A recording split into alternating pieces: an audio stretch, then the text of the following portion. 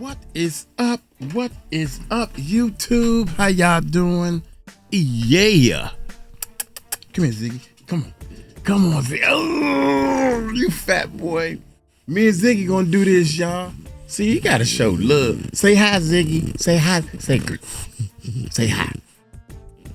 Oh, man, he looking at that food. See, hey, y'all don't realize, look. Ziggy two-faced it, y'all. Ziggy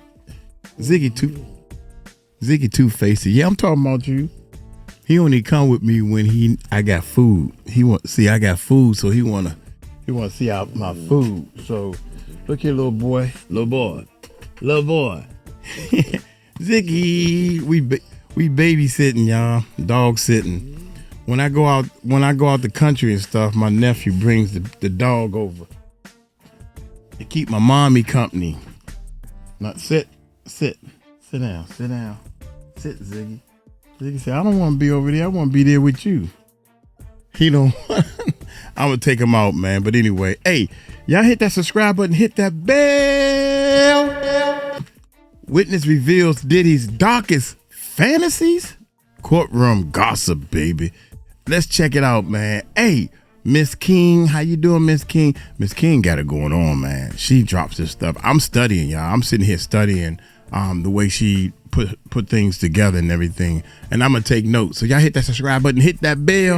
Uncle Mike going to check it out. It's a quiet night in a Los Angeles hotel room. See, it's the kind of place where secrets are being kept behind closed doors.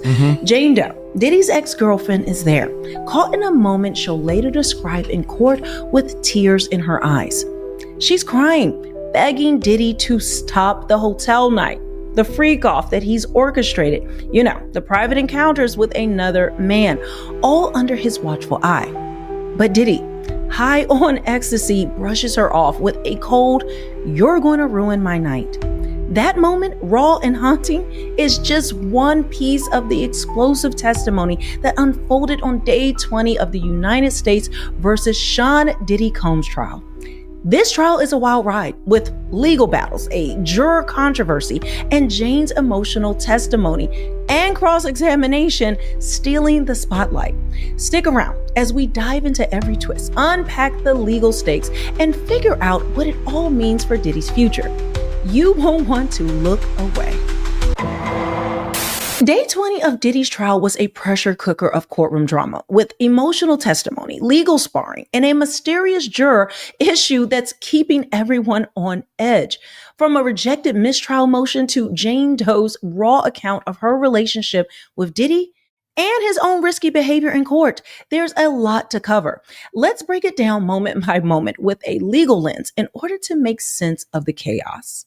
Diddy's defense just took a hit. His legal team pushed hard for a mistrial, arguing the prosecution's case was flawed.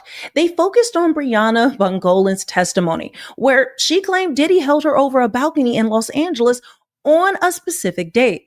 The defense revealed Diddy was on tour, not in LA, when it allegedly happened.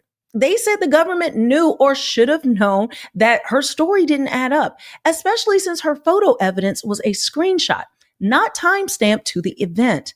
They also flagged missing DNA evidence from the LAPD and another witness's testimony, and a claim by a witness, Mia, previously, that she could dodge speeding tickets by name-dropping Diddy, which they argued unfairly painted him as corrupt or paying people off. The judge wasn't buying it. I told you guys he wouldn't. He called the defense's cross-examination of Bungolin a Perry Mason moment, like a dramatic TV lawyer dismantling a witness. He said their takedown was so effective, it didn't hurt Diddy's case. So no mistrial was needed. Legal experts see this as a strategic move, setting up an appeal if Diddy's convicted. By raising these issues now, his team can argue later that the judge erred by letting the trial continue. It's a long game, and Diddy's high-powered lawyers are playing it smart. The courtroom buzzed with tension over juror number 6. The prosecution demanded their removal from the case, but kept the reason hush-hush. Diddy's team, surprisingly, fought to keep the juror, insisting they had no problem with him. Rumors swirled. Some said the juror was nodding at Diddy. Others hinted at social media activity or bias. This came right after the judge scolded Diddy for vigorously nodding at the jury, which prosecutors saw as a possible attempt to influence them. The judge had previously warned Diddy multiple times during the trial that nodding or making gestures toward jurors was off limits, threatening consequences like limiting his courtroom presence or other sanctions if continued. Despite these warnings, Diddy's nodding persisted, raising the stakes for this juror issue. But outside the juror, while Jane Doe is on the stand this morning, while she was talking about the relationship and the loving parts of it, Diddy was nodding to her. Yes, he was nodding to the actual witness. Now, I don't know yet if the judge noticed this, if he's going to talk about it at the end of the day, or if he's going to do anything, or if he only just has a problem if he's nodding at the jury. We don't know at this point. But think about it. This, his life is on the line. He could get life in prison and he cannot help himself. So to nod at the actual witness on the stand whose legal bills you are still paying. You're paying for her lawyer right now, and you are paying her rent right now is wild. He just can't control himself. He has to be in charge. And I don't know if he's doing it on purpose or it's just subconscious because he's used to commanding a room and having people do what he wants. Legally, jurors can be removed for misconduct, like discussing the case outside the court, researching it online, or showing clear bias. The prosecution's push suggests they think Juror 6 favors Diddy, which could disrupt a unanimous verdict. The defense's stand implies they see this as a juror as a potential ally for Diddy. Wait, I gotta redo that part. I had it good. Legally, jurors can be removed for misconduct, like discussing the case outside of court, researching it online, or showing clear bias.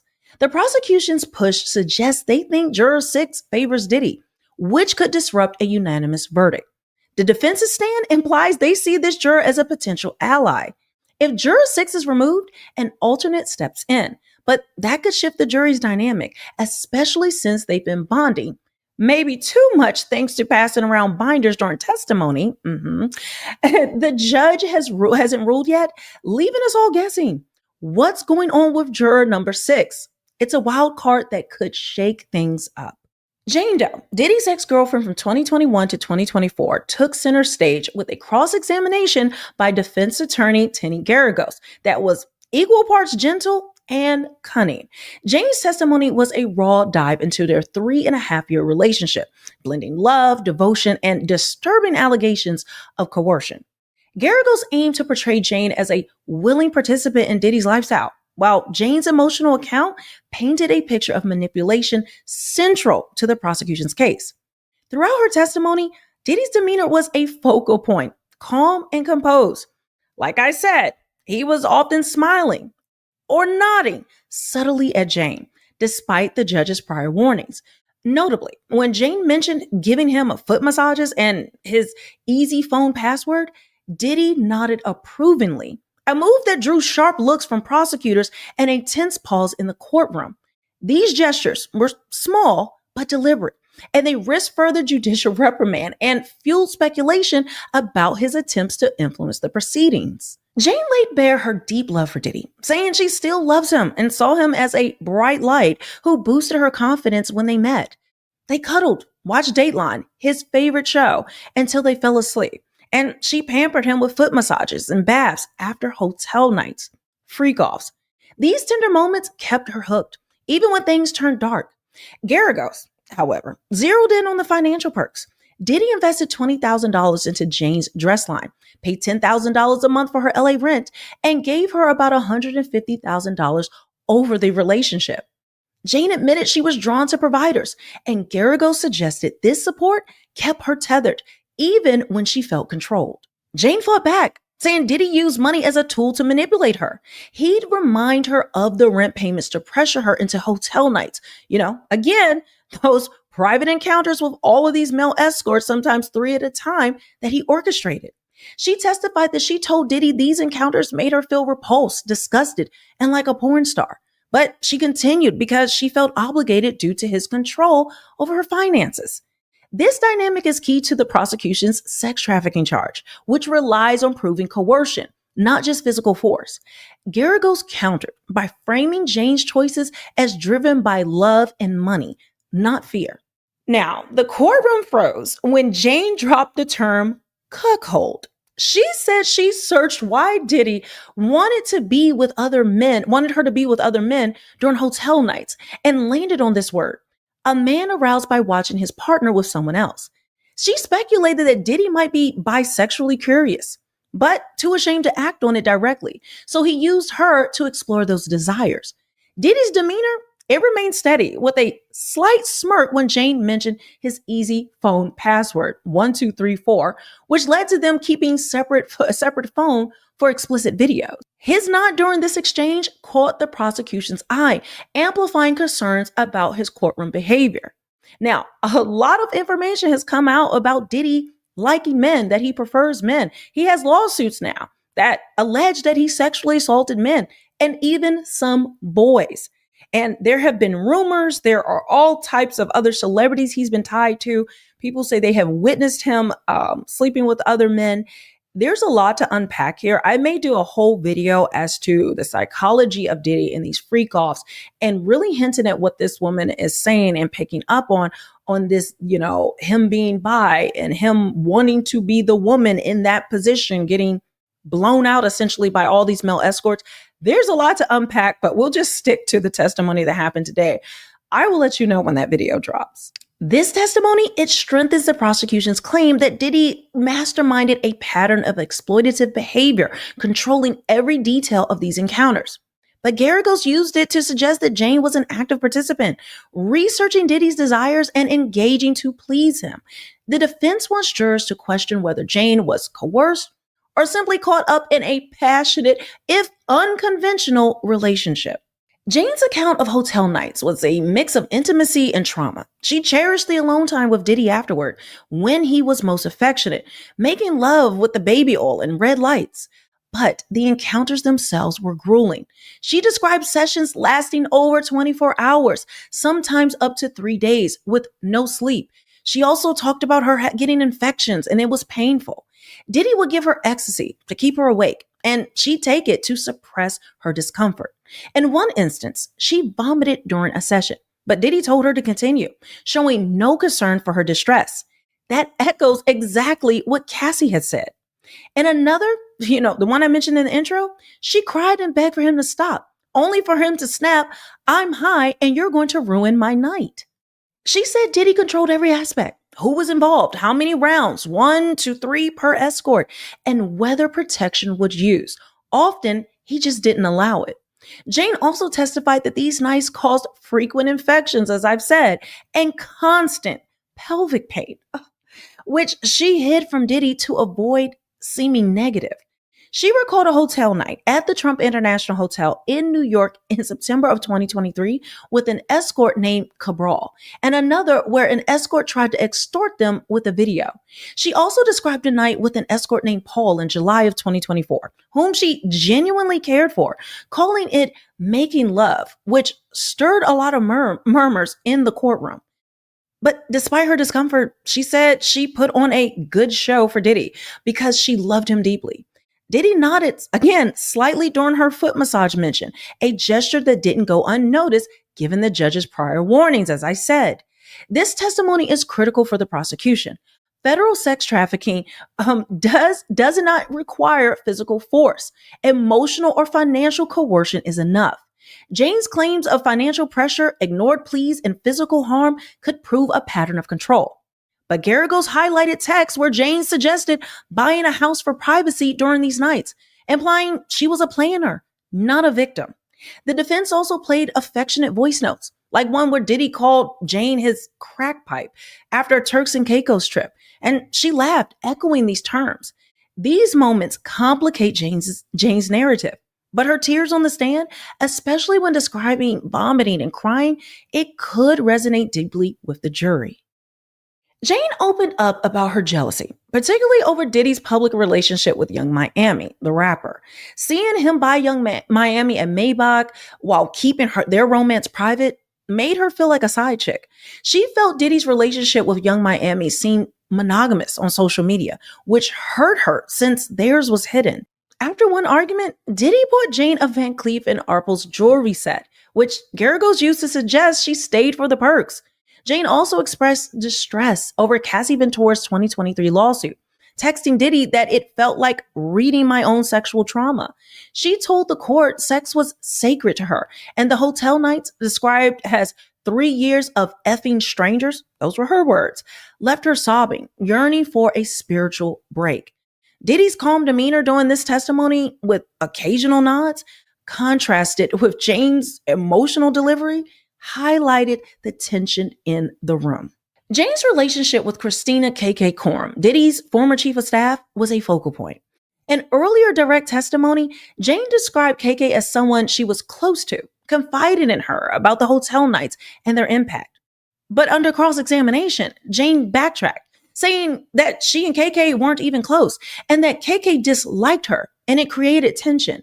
She claimed KK's strong opinions about her influenced Diddy in how he treated Jane Doe, making their relationship harder since KK was always with Diddy. Jane also testified that KK asked her to transport drugs twice, not via text, but over phone calls, including instructions to hide substances in her checked baggages. Now, Garagos challenged this, showing texts with no mention of drugs, likely to protect KK from being labeled a co-conspirator in the racketeering charge. Jane insisted the conversations happened verbally, sticking to her story despite the contradiction about her closeness with KK. The flip-flop on her relationship with KK could hurt Jane's credibility. The defense can argue she's inconsistent, which may make jurors question other parts of her testimony. However, her detailed account of the drug transport calls, if believed, could strengthen the prosecution's racketeering claim by tying KK to the alleged criminal enterprise. And don't forget, she worked directly for Combs Enterprises and was paid by him. So that strengthens the prosecution's case that she was involved in illegal activity and the freakoffs, the drug transportation, while being paid by his company, not Diddy directly. This was not personal transactions. And so also we want to note that Rico KK has been missing from this whole thing. We don't know if she's going to be called as a witness. She's not a co-conspirator right now, but she's tied directly to all of Diddy's alleged, crimes and the things that he did to different women, the drugs, all of these different things, but she's nowhere to be found. So we just have to wait and see if she makes an appearance or if she gets her own charges later. Some are even suggesting that KK is actually a government plant. She's an actual Fed, and she was used as Diddy's handler. But that's an entire different story we're going to get to in another video. Wow, that's crazy. Jane painted a grim picture of Diddy's health. In Turks and Caicos, she noticed his hands shaking, his gums were gray, and his eyes yellow. Signs she's linked to heavy drug use. She urged him to go to rehab in Thailand and confirmed he was on antidepressants like Prozac, even exploring ketamine therapy. She said they used drugs like ecstasy, the cocaine, the ketamine together, not just during hotel nights, but every single time they saw each other. Well, she said the hotel nights were pretty much every time they saw each other, so I don't know.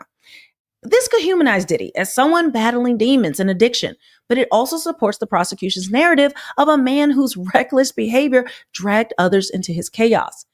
Diddy's composed demeanor during this testimony, with a slight nod when Jane mentioned their drug use, added to the prosecution's concerns about his courtroom conduct. Jane recounted a violent 2024 argument where Diddy choked and dragged her during a heated dispute. She escaped barefoot, hiding in her neighborhood for 2 hours before returning to face him. They traded blows, a chaotic end to a relationship already strained by control. She also testified that Diddy threatened to cut her off financially if she refused hotel nights, saying, "If you want to break up, that's fine. You have 3 months left on the house because I'm not paying rent for a woman I'm not seeing." This financial leverage, paired with her role as a single mother, made her feel trapped. She noted Diddy still pays her $10,000 monthly rent and legal fees right now with her lawyers. In September of 2024, when he was arrested, he still paid that. Now, Diddy's subtle nodding again during this part of her testimony, despite the judge's warnings, underscored his risky behavior in court. Like, why are you continuing to nod? I can't wait to see what the judge or the prosecutors have to say, because this is wild. The prosecution tried to recall Dr. Hughes, a trauma expert, to bolster Jane's claims of coercion, but the judge denied it. He said bringing her back would signal to the jury that she's more important than the other witnesses, potentially biasing them against Diddy. This is a small win for the defense, limiting the prosecution's ability to reinforce the psychological control angle in the trauma. And it could possibly hurt, but again, they have already heard from Dr. Hughes, so they can just recount that, but it would have helped Jane's testimony if she could come back on the stand. The prosecution's case hinges on proving Diddy coerced Jane into a life she didn't want, but her testimony is a tightrope. She loved Diddy, stayed despite her pain, and even suggested ways to keep hotel nights private. The defense is eating this up, pushing the idea that it was consent, not control. The juror 6 drama adds another layer. If they're removed, it could disrupt the jury's vibe. But if they stay, bias might creep in. Diddy's persistent nodding, despite the judge's warnings, risks further consequences, potentially escalating to sanctions or even impacting his obstruction of justice charge, or he's going to be removed from the court. With the mistrial motion denied, Diddy's team is running out of ways to slow this train down. Every move is critical, and one misstep could tip the scales. The prosecution's using the RICO statute to paint Diddy as the head of a criminal empire, with the sex trafficking, the drug transport, and possible witness tampering like his nodding. That does not help his case. They're all saying this fits as part of the pieces of the RICO. Jane's testimony, alongside others, builds that picture. But the defense is relentless in poking holes. But Brianna Bungolan, I believe her name is, her timeline, it fell short. Jane, or her talking about how much she loves Diddy and the contradictions about her relationship with KK, whether they were close or not, him still paying her rent. All of this is turned into a cluster that can confuse the jury. And you just don't know now how they're going to read it. I know for me, just even reading the transcript, some of these things shocked me that she's admitting to. And it made me look at it kind of sideways. Right now, we're not sure how they're going to take it. But as of now, I do believe the prosecution is hammering in on their case. They are proving what they need to prove in order to seal a conviction. But like we said, with this juror having this problem, you never know how just one juror will react to this, and it can completely throw the trial or the case out, and Diddy can go free. The sex trafficking charge is the big one. It requires showing Diddy knowingly coerced or persuaded someone into commercial sex acts through force, fraud, or coercion. Jane's claims of financial threats, the ignored pleas, and physical harm, it fits the bill. But the defense's "she loved him" argument could sway jurors who see relationships as messy, not criminal. The racketeering charge ties it all together, alleging Diddy's empire was a front for crimes like drug trafficking or bribery. KK's role is pivotal. If the defense can keep her clean, it shrinks the enterprise the prosecution is trying to prove. But I think they need to put her on the stand if they want to prove anything. The juror issue is a curveball. Under federal rules of criminal procedure, jurors can be removed for inability to stay impartial. If juror 6 is axed, an alternate takes over, but they may not gel with the group, affecting deliberations. Diddy's nodding, despite explicit judicial warnings, ties into his obstruction of justice charge, as prosecutors already allege he tried to influence witnesses. If the judge imposes consequences, like restricting Diddy's courtroom interactions, it could further damage his case and the perception the jury has of him. So guys, what do you think? Let me know in the comments. Are you believing Jane Doe? How do you think things are going? Do you think the defense is poking enough holes in her testimony? Because right now, it's hard to say. If you haven't been looking at my transcript reads, you must. I just started using a different person. For some reason, Matthew Russell Lee has disappeared and people are trying to figure out why. But I kind of like this new format this other person is doing because it gives a little bit more information, I would say, versus just... Yeah, that's what we about to do. Uncle Mike gonna get some transcripts and start getting my team. My team is doing an excellent job, man. Shout out to my team. Shout out to the Uncle Mike team, y'all. They better than me. They better than me, y'all. Hey, one of the things that she said, I really think is gonna flip this whole case one way or the other, and that's KK. If KK take the stand, which way is she leaning? Now they think. I This is the second time I done heard this, that she might be undercover. Can you imagine? Y'all seen the movies, right? With the number one boss, even in New Jack City. You get close to the number one boss and start doing everything because you are the fag. They don't, check him out. Check him. I want you to check him out good. I checked him out. He clean. Yeah, the person clean because they are the feds. They are. I want to do, is that real life? Because Diddy trying to do all this movie stuff in real life. So take some of the movie stuff and put it in real life. I think KK is a fad. I'm going to stick with that. That's my line. I'm sticking to it. I wonder how long. Now I would love to know, how long did KK actually work for Diddy? When did KK start? How did she get her start? And she probably was so good. Check this out, man. If you are the feds, KK, every time Diddy gives you some work to do, the feds probably had 10 people to make sure she get that job done. Feel me? Think about it. If you got to find a hotel for the Freakoffs. All right, boom. I hand that job to a hotel staff person that got all the stuff. These are ones that he like. He don't like this. He don't like this. And you got a 10-person staff to make sure you remember everything that you need to be doing to do your job, because you want to please him so you can move up in rank, so you can get next to him and be his number one chick and play that role. God, dog. I need to write a book, y'all. I'm gone, man. I'm gonna start writing my book with my pen. Y'all take it light, take it slow. Tell them Uncle Mike told you so.